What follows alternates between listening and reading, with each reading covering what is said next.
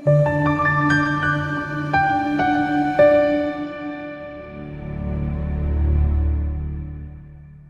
ke sibhekana udaba futhi ngenjwayelo ngiyathemba lokho uyaphila uNkulunkulu akakulondeke kubusise unantu udaba esilibhekayo la olika Esther Dibakwane Pastor Ngiphupha ke la ngidakiwe always kushoni ngiyabonga so mina ke ngupastor ningi sibheka udaba la njengenjwayelo asilibheke kanjena uIsaiah 29 verse 9 ithi ke be delayed and wait blind yourself and be blind they become drunk but not with wine they stagger but not with strong drink.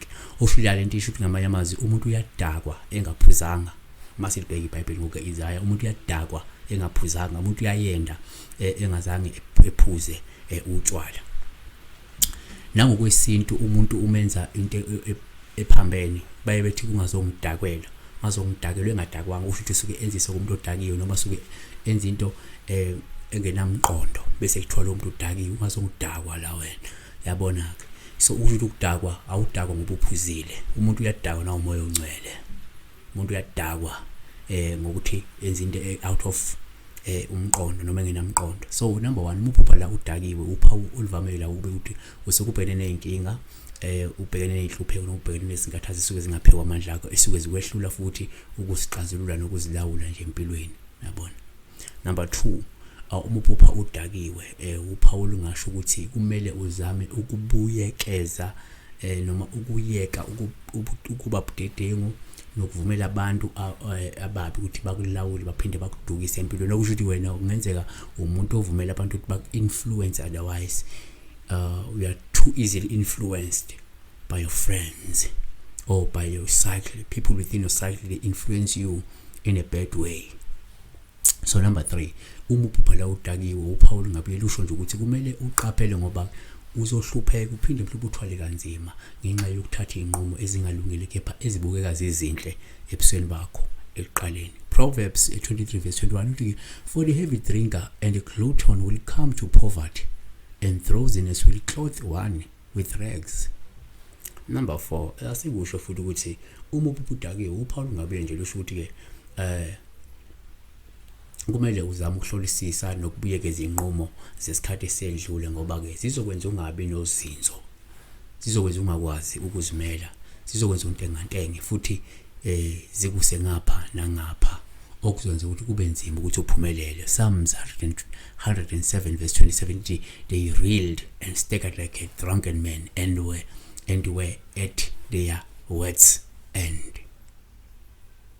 Number 5 umuphupha udakiwe uphawu olungasho ukuthi uma ungaqapheli uzokwenza into engenalo usizo nengenanzuzo ezokumoshela ikusasa uphinde ubanjwe na ubumnandi besono ugcina usuphenduka umlutha waso futhi isono.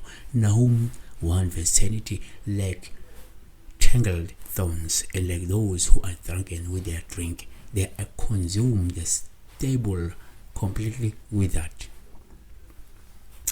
So singaphinde sithi thina uma uphupha udakiwe uPaul ngabe nje lusho ukuthi uzokwenza iphutha elikhulu nelingamukelekile futhi uzozithola ke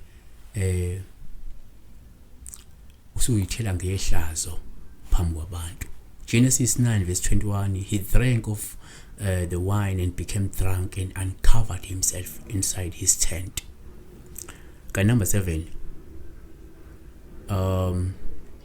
esingakusho empeleni ukuthi umuphupha uPaul ngabe nje lusho ukuthi ke uyisula wena noma uyisiphukuphuku futhi ehluleka ukuhluza umqondo. Proverbs 20 verse 1 ithi ke wine is a mocker, strong drink a brawler, and whoever is intoxicated by it is not wise. Yabo. So number 9 umuntu futhi ungenze kuphupha udakiwe uPaul ngabe nje lusho ukuthi mhlawumbe ukhungethwe wena ububha ukhungethwe inhlupheko ukhungethwe izinkinga yaphe kwamandla akho futhi ongeke wakwazi ukuzisombulula uzama ukuyiziba njengamanje nokukhohlwa ngazo. Proverbs 31 verse 7 ithi let him drink and forget his poverty and remember his trouble no more. Number 10 siyaphetha masithi umuphupha udakiwe uPaul ngasho ukuthi ukhungethwe inkathazo ukhungethwe usizi nomunyu kepha abanye abantu abakuqondi futhi akulula ukuthi bakuqonde noma babone yabo. 1 Samuel chapter 1 verse 13. As for Hannah, she was speaking in her heart, only her lips were moving, but her voice was not heard. So Eli thought she was drunk. And then Eli said to her, how long will you make yourself drunk? Put away your wine from you. So yabona, so siyabonga ke uNkulunkulu akakulonde kubusise. Nikela ke kuyi-channel ngokuthi ube paying member, contribute at least R9 every month. Noma ku-sense account where you can contribute noma ngayo imali you contribute nge-1,000,000 or contribute ngo-2 million contribute ngalokho